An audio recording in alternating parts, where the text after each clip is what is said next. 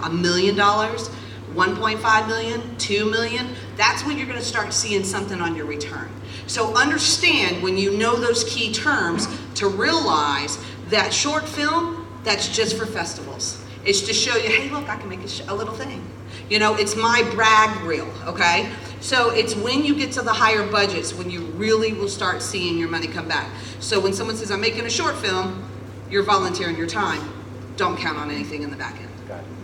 Yeah, to give an idea on a budget, one of the films we did, an exorcism movie, writer was in town and said, hey, there's this festival, want to make this? And I'm going, yeah, sure. I was busy doing some other editing.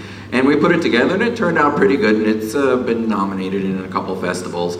And one of the other people on the West Coast asked, what was the budget on that film? And I said, well, let me think. McDonald's the first night and pizza the second night.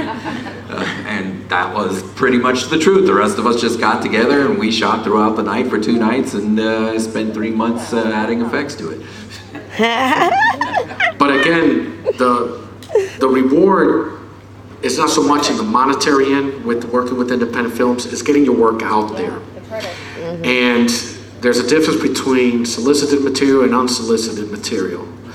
And we understand that too, because we're in that end where we're trying to distribute our films and get it out there as an independent entity and trying to get that recognition. But the thing is you're, like I mentioned earlier, you're getting your music out of your laptops.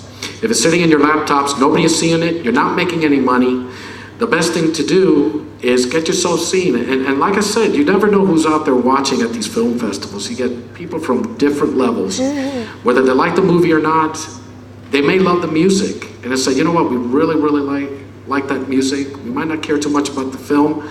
Sometimes the opposite might happen. We love the film, don't like the musician. You know, it can go either way on that. But and the reward is people actually approach us, and, seeing our film at different events. Absolutely. And talk to us. Hey, I've got a concept here.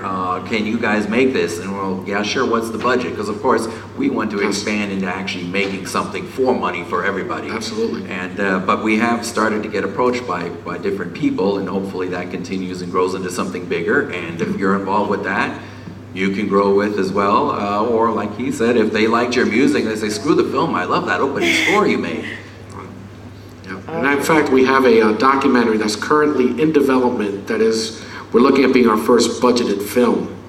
And that's where people get paid. And this being Florida, right to state, or right to work state, works a little bit differently than it does out in LA with a lot of the SAG groups and things of that sort.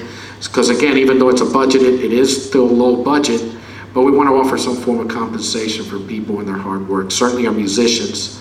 And so that's something to keep in mind. And you're establishing relationships.